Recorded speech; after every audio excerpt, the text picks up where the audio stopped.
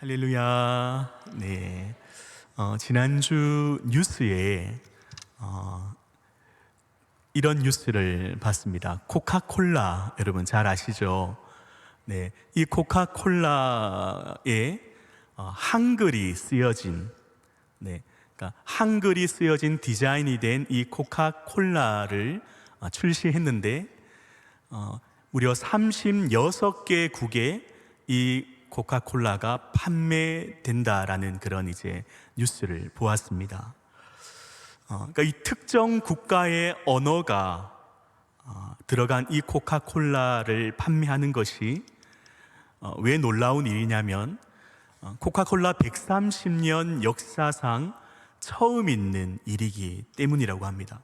그러니까 우리나라에 한글이 적힌 코카콜라를 파는 것은 뭐 이상한 일이 아닙니다. 그런데 한글이 적힌 이 코카콜라를 36개국에 자국어가 아닌 한국이 들어간 제품이 팔린다라는 것은 굉장히 놀라운 일이죠.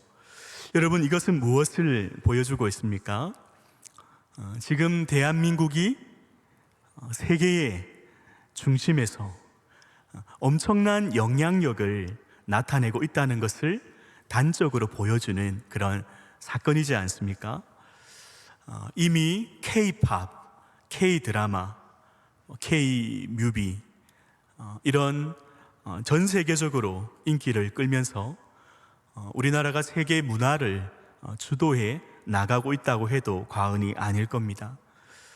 거기에 더 나아가서 K-푸드 그리고 K-뷰티, 심지어는 한국산 무기, K-방산까지 인기를 끌면서 전 세계적으로 전 세계인들이 열광을 하면서 전 세계가 한국을 주목하고 있는, 그리고 전 세계적으로 한글을 배우려고 사람들이 늘어나고 있는 추세라는 그런 뉴스들을 우리가 많이 보았지 않습니까? 여러분, 이런 뉴스를 우리가 보면 어떻습니까? 혹시 화가 나시는 분이 있으십니까? 아니죠. 네. 우리나라 사람이라면 굉장히 뿌듯해할 겁니다.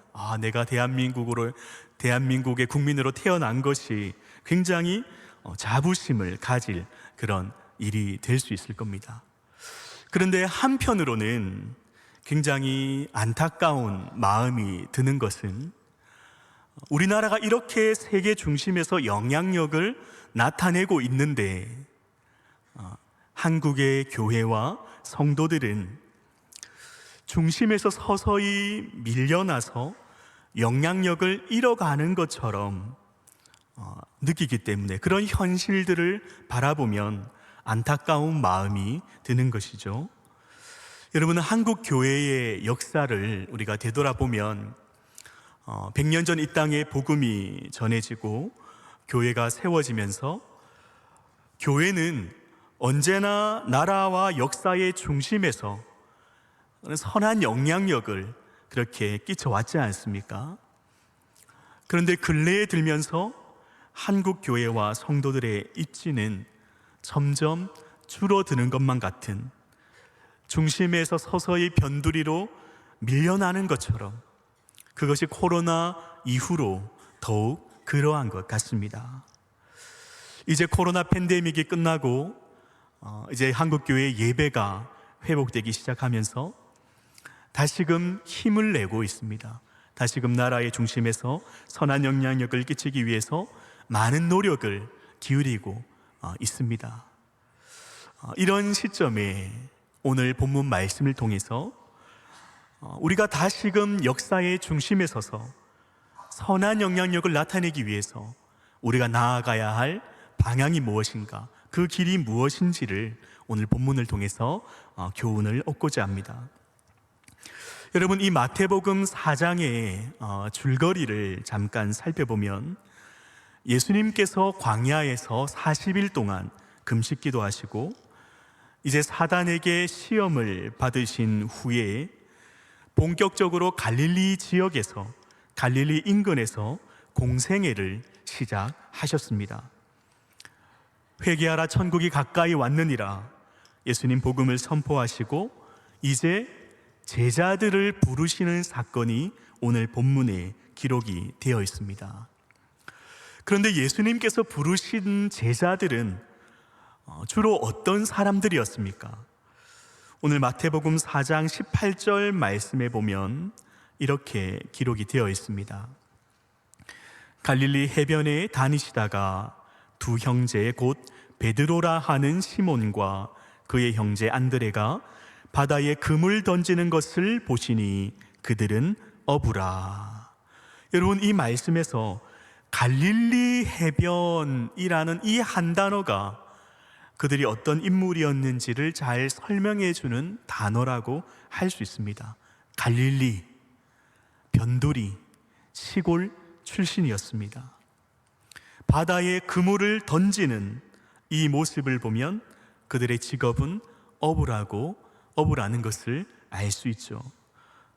이 한 구절에서 우리가 유추할 수 있는 것은 그들이 많이 배웠다거나 많이 물질을 많이 가졌다거나 어떤 권력을 가진 사람은 아니라는 것을 우리는 유추할 수 있습니다. 예수님은 세상 기준으로 보면 정말 별 볼 일 없는 사람들을 제자로 부르셨고, 그때부터 제자들은 예수님을 따라다녔습니다. 그런데 제자들이 왜 예수님이 부르셨을 때 모든 것을 버려두고 예수님을 따랐을까요? 거기에는 여러 가지 이유와 목적이 있겠지만 우리가 복음서를 쭉 읽어보면 한 가지 이유를 찾아볼 수 있습니다. 쉽게 얘기하면 출세하고 싶어서입니다.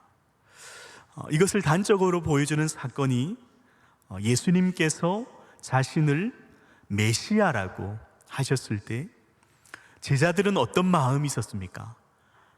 예수님이 유대 나라를 로마에서 독립시키면 내가 예수님의 우편에, 내가 예수님의 좌편에 서로 자리를 차지하겠다고 다투던 제자들의 모습을 보면 출세하고 싶고 변두리에서 중심으로 주류가 되고 싶었던 그런 제자들의 욕망을 우리는 발견할 수 있습니다.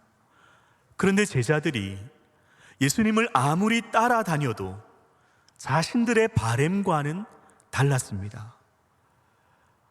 예수님이 메시아라면 그 당시 수도였던, 성전이 있었던, 종교적 중심지였던 예루살렘에서 활동하셔야 될 것 같은데 여전히 갈릴리 변두리에 머물고 있습니다. 심지어 예수님께서 곧 십자가에서 죽을 것을 말씀하셨을 때 베드로는 어떻게 반응을 했습니까? 마태복음 16장 21절 22절 말씀에 보면 이렇게 기록이 되어 있습니다. 이때로부터 예수 그리스도께서 자기가 예루살렘에 올라가 장로들과 함께 대제사장들과 서기관들에게 많은 고난을 받고 죽임을 당하고 제3일에 살아나야 할 것을 제자들에게 비로소 나타내시니 베드로가 예수를 붙들고 항변하여 이르되 주여 그리 마옵소서, 이 일이 결코 죽게 미치지 아니하리이다. 예수님 십자가에서 곧 죽으신다고 말씀하셨을 때 베드로의 반응은 붙들고 항변하여. 여러분, 이 16장 22절에서는 굉장히 표현을 순화해서 사용한 표현입니다. 여기서 붙들다의 원문은 예수님의 멱살을 잡고 흔들다라는 의미가 있습니다. 항변하다라는 것은 책망했다라는 의미가 있습니다. 그러니까 예수님 십자가에서 죽으신다니까 베드로가 예수님의 멱살을 붙들고 흔들면서 예수님을 책망하더라는 것입니다. 자기의 바램과는 전혀 다른 예수님의 그런 모습을 봤을 때 베드로의 과격한 반응을 발견할 수 있는 거죠. 결정적으로 예수님께서 십자가에 못 박히시기 전에 로마 군인들에게 잡혀갔을 때 제자들은 어떻게 했습니까? 자기 살려고, 자기 목숨 부지하려고 예수님을 버려두고 다 도망갔지 않습니까? 그런데 여기서 놀라운 반전이 일어납니다. 이랬던 제자들이 오순절 성령 강림 이후에 변화되기 시작하는데 어떻게 변화되었습니까? 예루살렘에 모여있는 수천 명의 사람들에게 담대히 설교를 하더라는 겁니다. 여러분, 예루살렘이 어떤 곳입니까? 예루살렘 성전이 있었던 종교적인 중심지였고, 대제사장, 바리새인, 서긴관들과 같은 종교인들이 활동했던 그런 종교적인 중심지였습니다. 정치적인, 경제적인, 문화의 중심지였지 않습니까? 아마 평소에 예루살렘 사람들이 갈릴리 사람을 만나면 변두리 출신이라고 아마 깔보지 않았겠습니까? 그런데 지금은 갈릴리 출신 사람들에게 설교를 듣는 입장으로 변해버렸습니다. 그 갈릴리 출신들의 설교를 듣고 수천 명의 사람들이 회심하고 교회가 세워지고 땅끝까지 복음이 전파되기 시작하면서 결국 그들이 전파했던 기독교는 당시 세계의 중심이었던 로마의 국교로 채택이 되기까지 하였습니다. 여러분, 이 제자들이 이처럼 역사의 중심에서 이런 엄청난 영향력을 미칠 수 있었던 것은 그들이 예루살렘 출신이었다거나 많이 배웠다거나 물질이 많았다거나 권력을 소유했기 때문이 아니었습니다. 여러분, 세상 사람들은 세상의 주류가 되고 싶어 하지 않습니까? 세상의 중심에서 영향력을 나타내고 싶어 하지 않습니까? 중심에서 영향력을 나타내려면 많이 배우고 많이 가지고 권력과 인기가 있어야 된다고 그렇게 생각하지 않습니까? 그래서 이런 것을 얻기 위해서 아등바등하며 살아가는 것이 세상 사람들의 모습이지 않습니까? 그런데 오늘 이 본문의 배경이 되는 갈릴리와 대조가 되는 예루살렘은 종교적, 정치적, 경제적, 문화의 중심지였지만 지금 이 시대의 로마의 식민지로 전락을 해버렸지 않습니까? 그러나 전 세계에 종교적으로, 문화적으로 영향을 미친 기독교의 핵심 세력은 예루살렘이 아니라 변두리 갈릴리에서 배출되었고 그들은 로마까지 정복하는 저력을 보여주었습니다. 변두리 출신이었던 제자들이 세상 역사의 중심에 설 수 있었던 이유가 무엇이었을까요? 그것은 바로 그들이 예수님을 따랐기 때문입니다. 마태복음 4장 20절 말씀 우리 같이 한번 읽어볼까요? 시작. 그들이 곧 우리 22절도 함께 읽어보겠습니다. 시작. 그들이 곧 배와 아버지를 버려두고 예수를 따르니라. 아멘. 그들이 예수님을 따랐습니다. 예수님을 따랐을 때 어떤 일이 일어났습니까? 23장 3절 말씀 우리 같이 한번 읽어볼까요? 시작. 예수께서 온 갈릴리에 두루 다니사 그들의 회당에서 가르치시며 천국 복음을 전파하시며 백성 중에 모든 병과 모든 약한 것을 고치시니. 아멘.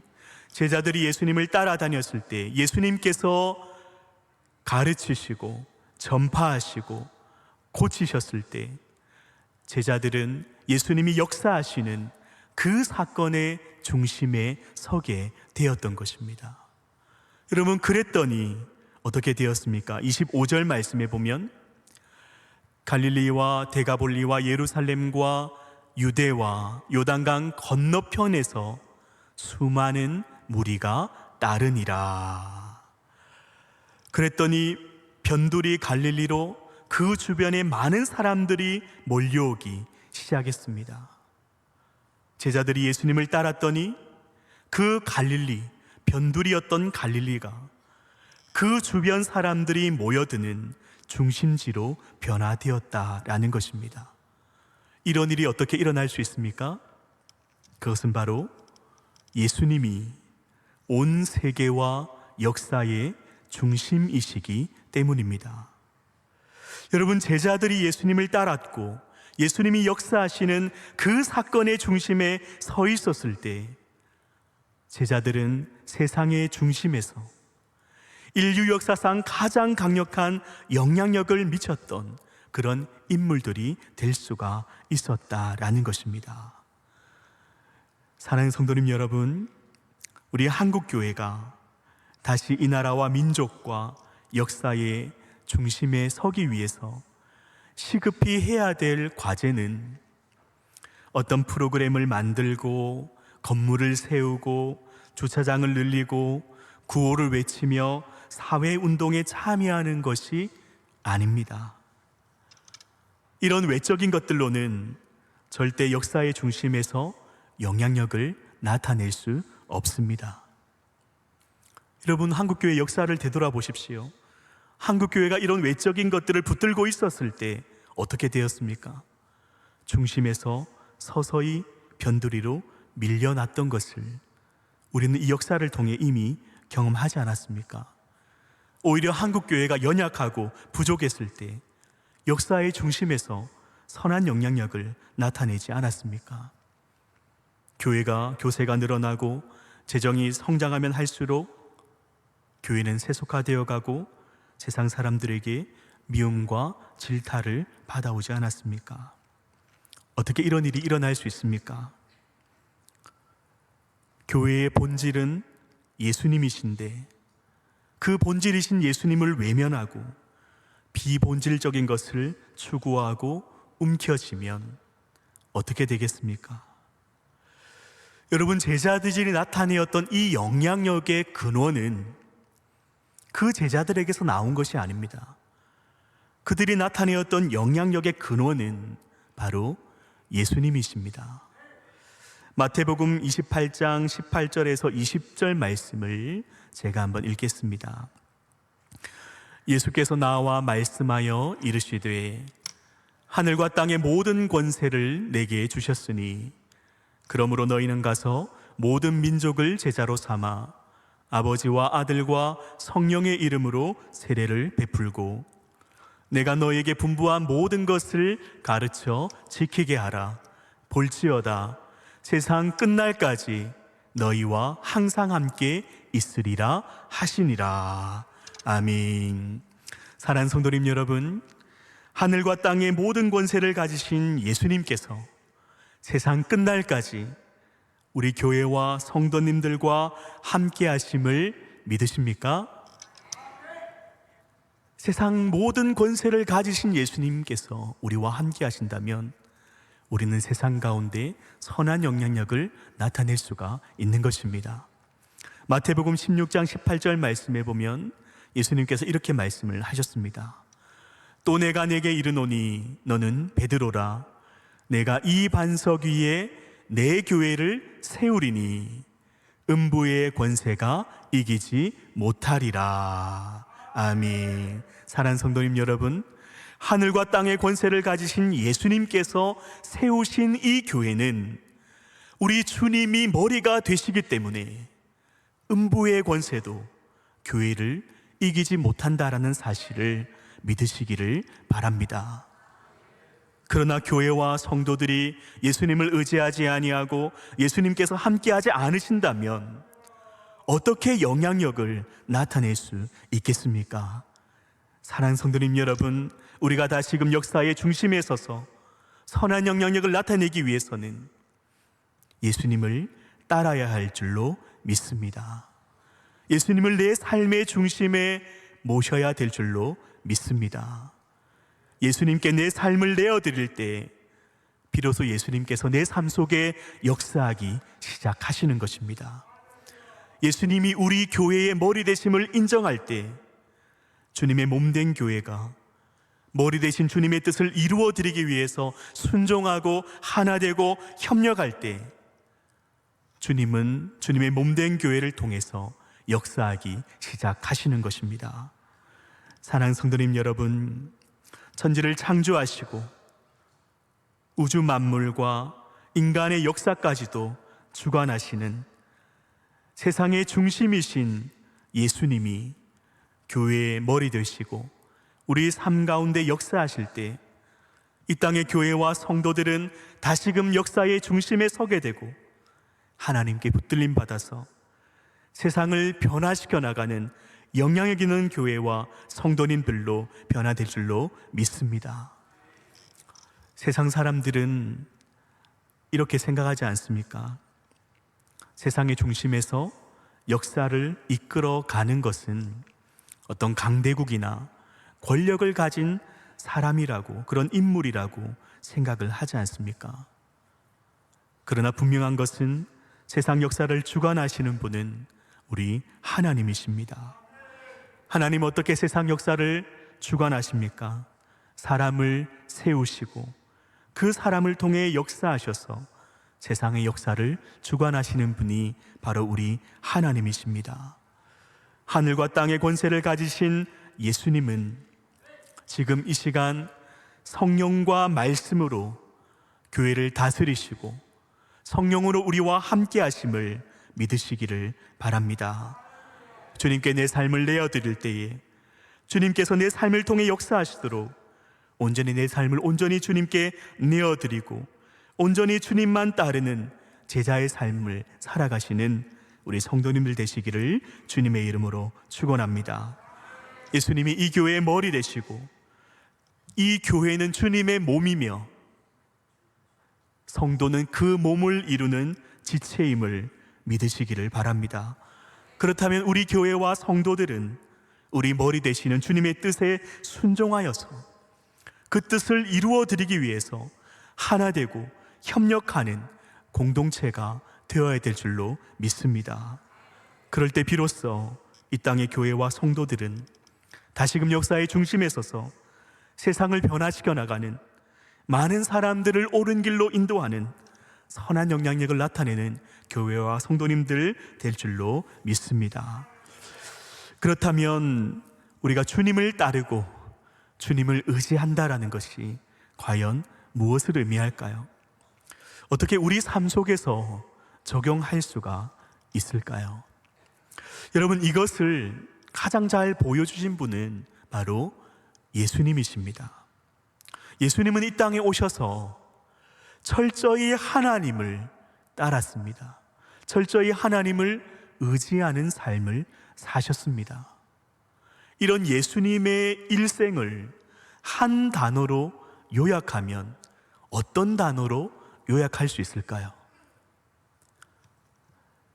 순종이라는 단어로 요약할 수가 있습니다. 여러분, 오늘 마태복음 4장 1절 말씀에 보면 4장은 이렇게 시작을 하죠.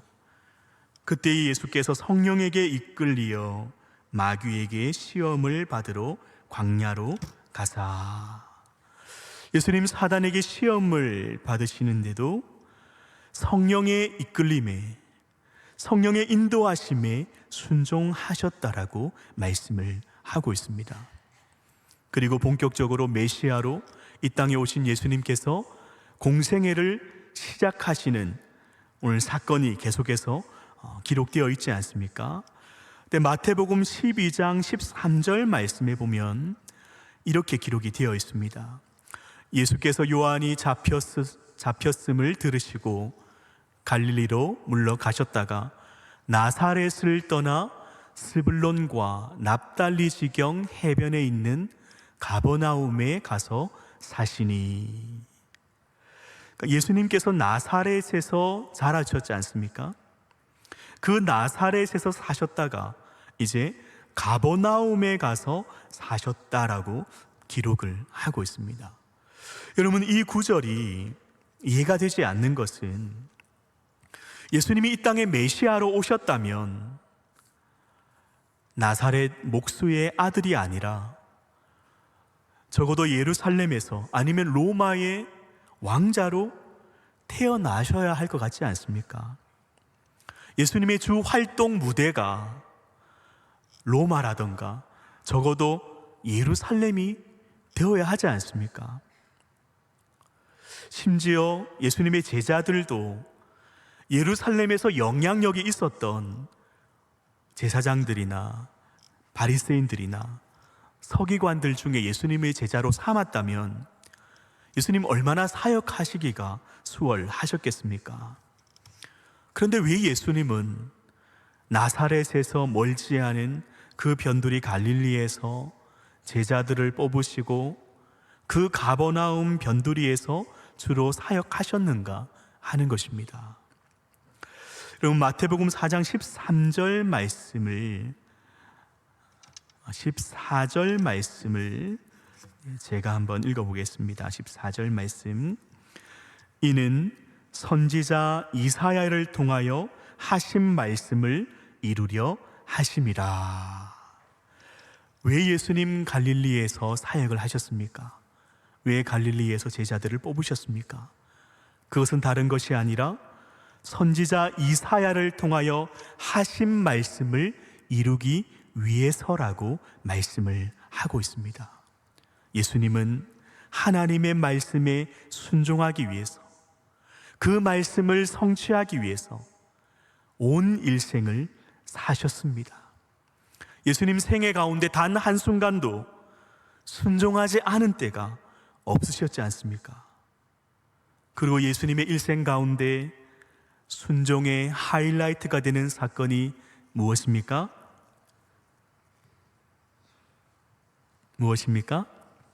십자가와 부활이지 않습니까? 고린도전서 15장 3절 4절 말씀을 우리 같이 한번 읽어볼까요? 시작. 내가 받은 것을 먼저 너희에게 전하였노니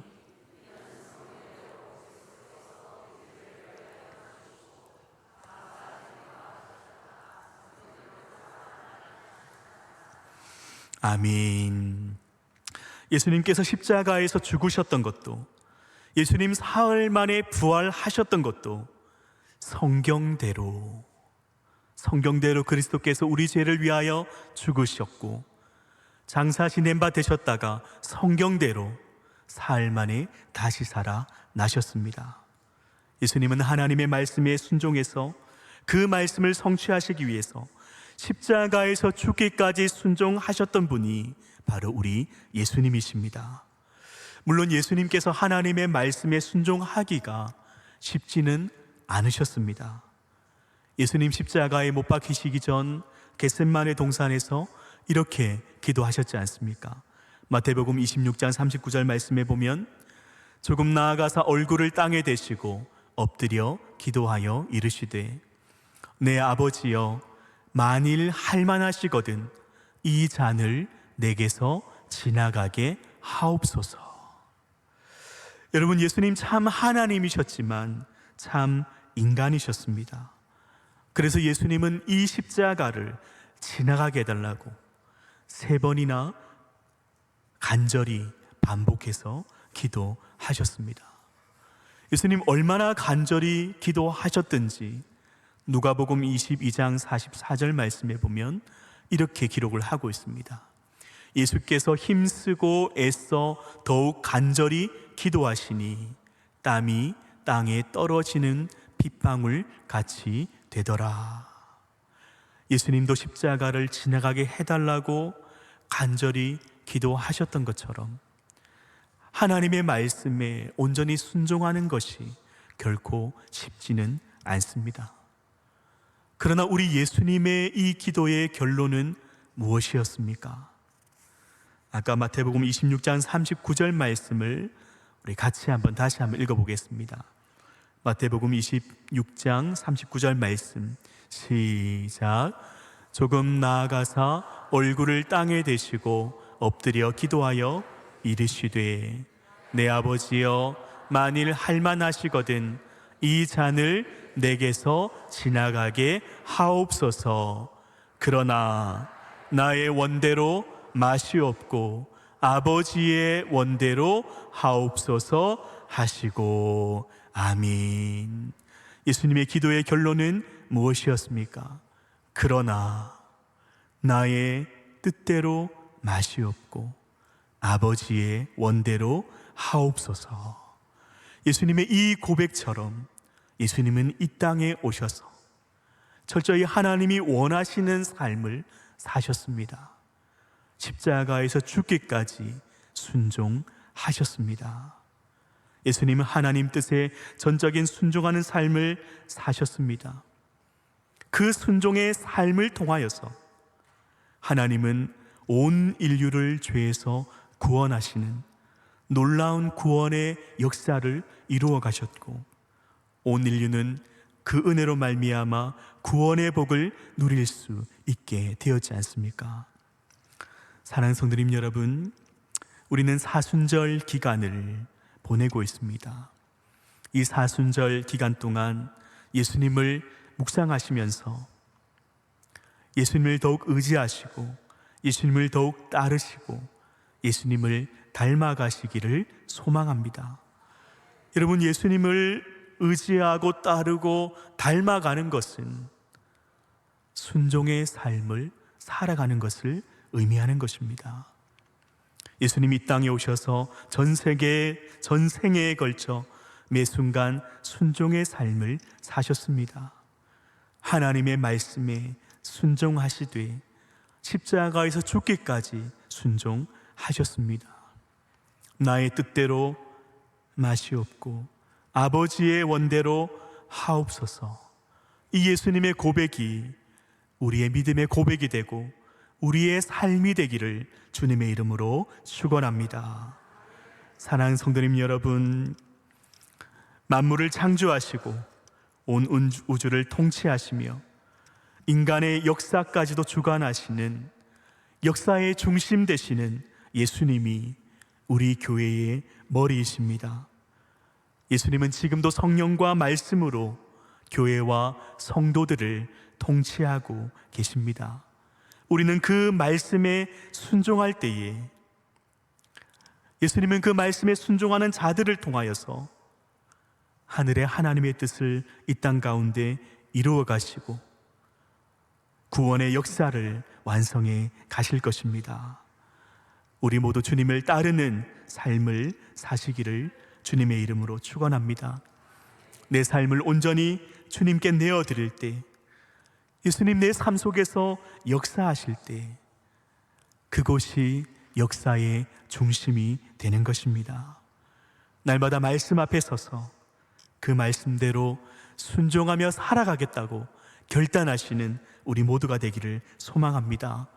그래서 우리 교회와 성도님들 다시금 역사의 중심에 서서 선한 영향력을 나타내며 세상을 변화시켜 나가는 많은 사람들을 옳은 길로 인도하는 영향력 있는 교회, 영향력 있는 그리스도인으로 살아가게 되시기를 주님의 이름으로 축원합니다.